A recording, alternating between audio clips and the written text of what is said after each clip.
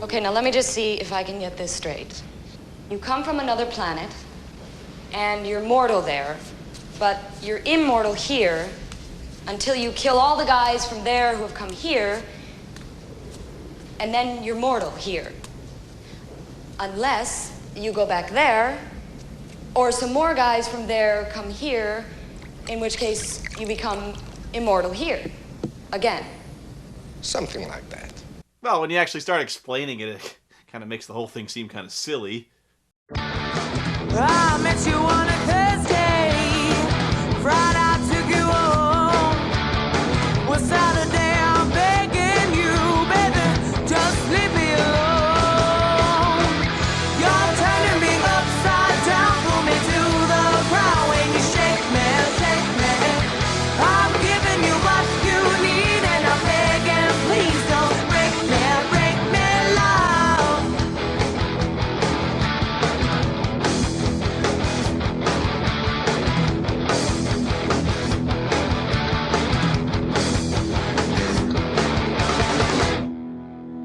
Or some more guys from there come here, in which case you become immortal here.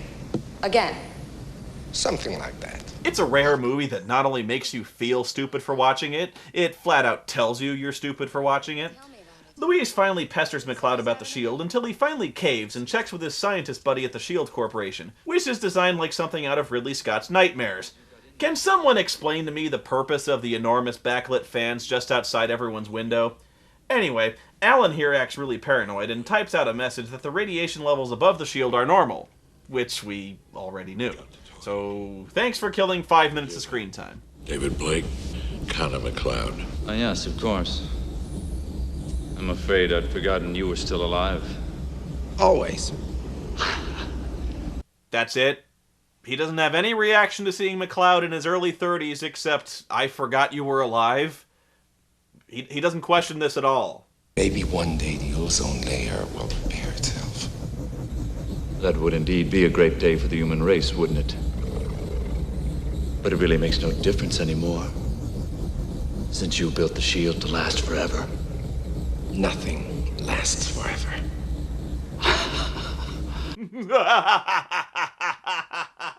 Oh man, it's awesome having a Monopoly. I have a toilet made of gold. Meanwhile, Ramirez is still in Scotland. You can tell he's in Scotland because in Scotland there's constant bagpipe music! Excellent threads, dude. Shithead. Somehow he knows exactly where MacLeod is, but first he stops into a tailor for a new suit because when you return from death, you reappear in your old clothes. No money, but hey, your head's reattached. Better than a kick in the nuts, I guess. I would like a suit of clothes. And why not indeed? We are the oldest gentleman's tailor in Scotland. I say, my good man, have you noticed how stereotypical I am? I'm English, you know. He doesn't have any money, but luckily he has a pearl earring, which is worth nowhere near what a tailored suit would cost.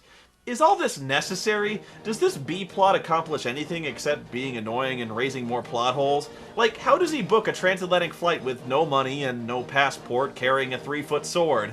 I don't think Airbus takes pearl earrings as barter. And why is he so mystified by the concept of flight? He's a fucking alien! He's seen spaceships! What assholes running this airline show a safety film of people getting sucked out of a plane before crashing into a fucking mountain? What's the in-flight movie, United 93? Meanwhile, General Katana is taking a cab to the Shield Corporation because... I don't know. He then starts hacking up the cab with his sword because... evil? God damn! Whoa! Shit! Fuck! Yeah! Surprisingly, Jerry the cabbie seems pretty happy about this. Well, for a little while anyway. Hey, you ever thought about just driving away? It's pretty easy. You just put your right foot down on the little narrow vertical pedal. Car would go forward. You would live. Katana somehow manages to get to the board of directors without encountering a single guard, and I still don't really know what he's hoping to accomplish here. Hi. Oh, I think I've had enough of you. Goodbye, Tilla.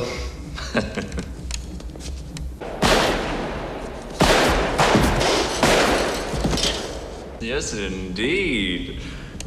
That was brilliantly done. Bravo. And you know what else was brilliant? Copying all our set design from Blade Runner. Now that was good thinking. You know, guys, this is no way to treat your #1 draft choice. Okay, so they've got a sports draft and the Wizard of Oz on Zeist. Are there any other anachronistic references to Earth culture that you want to make that you'd have no realistic way of knowing? Like, Elvis has left the building, or Lucy, you got some splaining to do?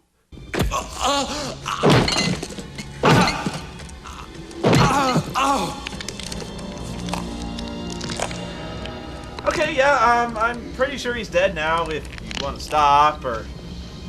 Did you, have a point to make besides that, or... Okay, he's dead! The Foley guy's running out of fucking celery, jeez! Dr. Cox here immediately bends over the table and just lets Katana have his way with him, never thinking for a moment to summon his legions of machine gun-wielding stormtroopers who could easily subdue this one guy, however immortal he might be. What exactly is it that you want? Partner?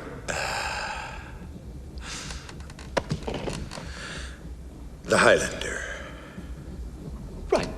Alan tries to warn MacLeod of this deadly new alliance, but Coxey's way ahead of him. Please don't bother, Alan. Every time you turn that thing on, it just gets printed out in my office, and yes. That includes your little computer conversation with MacLeod the other day. We even checked your browsing history, and my god, newbie, is there a single David Hasselhoff fan site that you haven't registered with yet? I mean, don't get me wrong, Nancy. I liked Knight Rider more than any straight man should, but when you start sharing the entire run of Baywatch Nights on company servers, well, we've got to draw a line. What do you mean? Oh, I don't know. How about, for starters, that there simply isn't enough energy on the planet to take down the shield without killing us all? If I'm going too fast, slow me down, but I think you should know this all, Alan. You need more energy to turn it off. And MacLeod designed this thing without any form of off switch in the event that it was no longer needed, or that any one of its vital working parts in one of the several installations scattered all over the globe might need routine maintenance, or somebody spills a Coke on a control panel. No, that would blow up the Earth if you tried. Man, you thought people were freaking out over the Large Hadron Collider. Elsewhere, Louise is dressed like Marilyn Monroe, and Ramirez somehow finds where MacLeod lives. Funny how he can see the bright red shield outside, but when I look out the window, I just see darkness.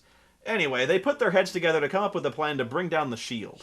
MacLeod, until you honor your obligations here, you can't return to Zeist and Katana. Your time is now! Oh, shit! Oh, jeez, I'm sorry. I can totally fix this. Do you have any super glue or anything? Hit it, MacLeod. Their master plan turns out to be just taking a car and gunning it through the security checkpoint, counting on their immortality to protect them from being shot 100 times. 108. 112 myself. It's actually pretty clever, except for the fact that Louise emerges from the trunk completely unharmed, when in reality you could probably scoop out what's left of her by now with a garden hose and a spatula. And why doesn't Katana warn anyone that the two guys about to break into the building are indestructible? Well. Like a high school reunion down there. Oh, high school reunions. They have high school reunions on Zeist, too. No, it really makes no difference now. Because they're dead. I don't actually know where our heroes are going or what they hope to accomplish, but they stumble into this room when the doors seal shut, locking them in a room with an enormous descending fan.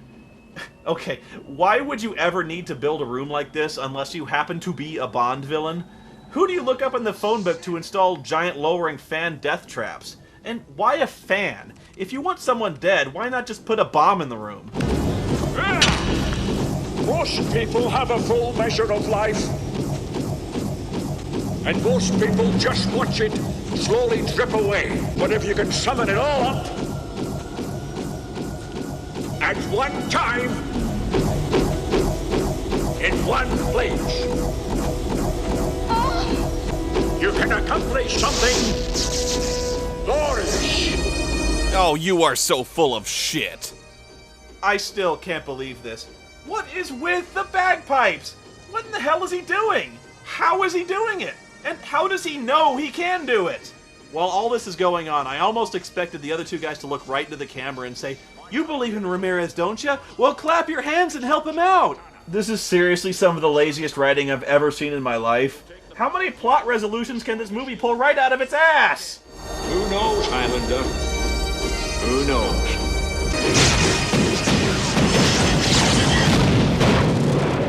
Yes, it looks as though you fucked up, eh, partner? Hey, why are you yelling at him? It was your trap. Oh! Oh, he's not Dr. Cox anymore. Note to self, berating the invincible alien warlord is unwise. And of course, my own personal favorite of all time, man falling off of a cliff. No!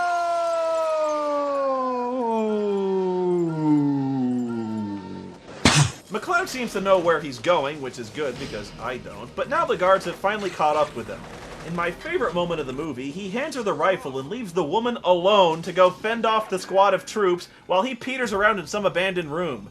Now, I know she's supposedly a trained commando, so she can probably take care of herself, but I don't even think the writer remembers that by now. What possible purpose does this huge empty room serve in the S.H.I.E.L.D. Corporation? It just looks like another set ripped straight from Blade Runner, probably the hotel. But I guess that's okay, since Highlander 2 is the smartest sci-fi thriller since Blade Runner. I'm sorry, I just can't get over that. It's just the wrongest sentence ever conceived by man and committed to the printed word. Fuck that! Actually, this isn't nitpicking. Where in the hell is he? Is this even in the same building? And why is it so quiet? Where is everyone? Where are the guards and the gunfire? Katana attacks and... Wait, why is MacLeod still using the Insano sword from the beginning of the movie? Last scene he was carrying around Ramirez's katana. And actually, how did he even manage to get that? Ramirez stuck that sword into the ground just before the fan crushed him. MacLeod quickly learns that you don't mess with Sam Fisher, even if he is wearing a goofy wig. He stands on top of an elevator, which Katana whacks with his not-katana, sending the elevator crashing to the ground, where it then explodes. Apparently, the S.H.I.E.L.D. Corporation was storing all of its nitroglycerin in an old elevator. Nicely played, MacLeod. Falling down an exploding elevator to get away from me. Well played indeed, MacLeod. Katana, instead of just killing MacLeod after his devastating fall and explosion, runs off to this room with a giant pillar of light thingy in the middle, giving MacLeod ample time to recover and pull a new sword out of his ass. While they fight, so many more questions fill my mind. So many more things that are never explained. Like, what is Katana a general of? Where's his army, and what was MacLeod rebelling against? Why are aliens immortal here and not on Zeist? Is it like Superman getting powers from Earth's yellow sun? Well, I guess not because of the shield completely blocking the sun's rays. How did Louise escape the guards when we clearly saw her running out of ammo a minute ago?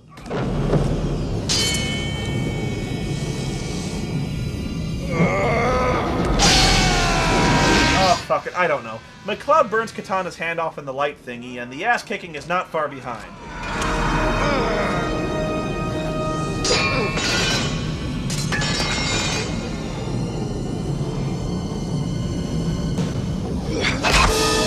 Decapitation! There can be only one.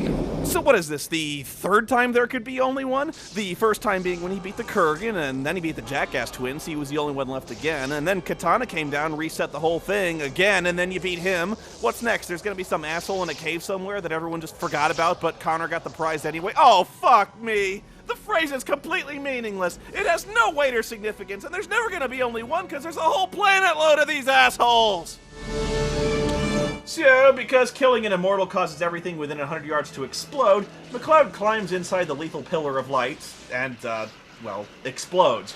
Somehow, this catastrophe overloads the shield and shuts it down, because, we couldn't possibly just unplug the shield or turn it off. No, that would be stupid and blow up the entire fucking planet. But having a magic exploding Scotsman violently destroy an entire generator facility, that's perfectly safe. So once the shield is down, the Earth is saved, and all the immortals are dead, and MacLeod has the prize again. Does he return to Zeist? No! Of course not! This whole movie was fucking pointless! This movie was so piss-freezingly bad that it basically invented the fan-edited movie. People liked the original movie so much, wanted so badly for there to be a worthy sequel, that they actually re-released different cuts of Highlander 2 over the years, like the Renegade cut, which basically removed every single reference to Zeist and the Immortals being aliens. In fact, all the re-releases did that.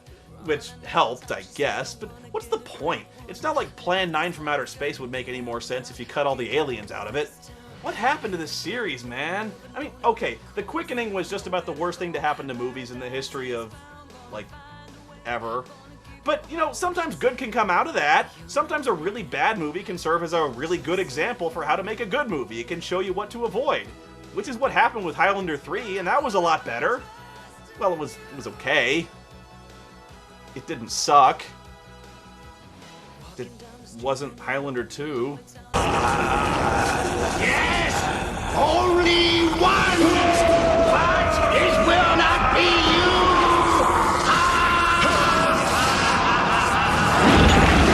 you! Okay, it sucked too. Well, there was the television show.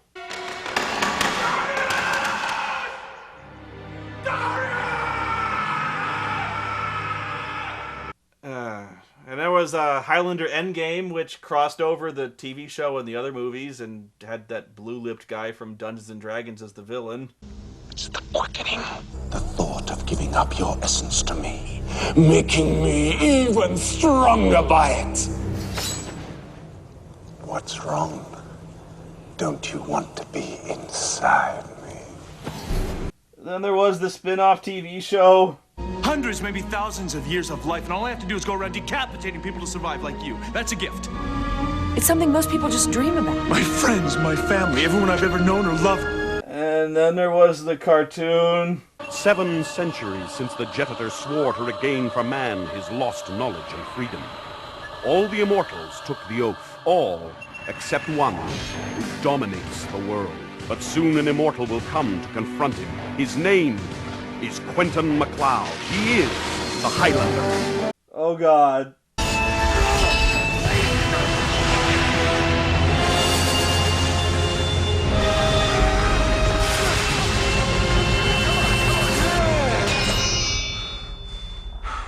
I'm really depressed now. There should have been only one.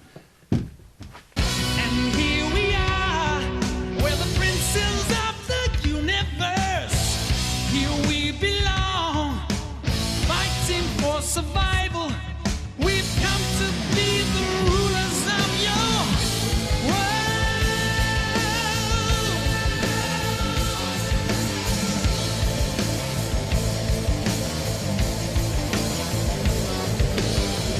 I am immortal. I have inside me blood of kings. I have no rival. No man can be my equal.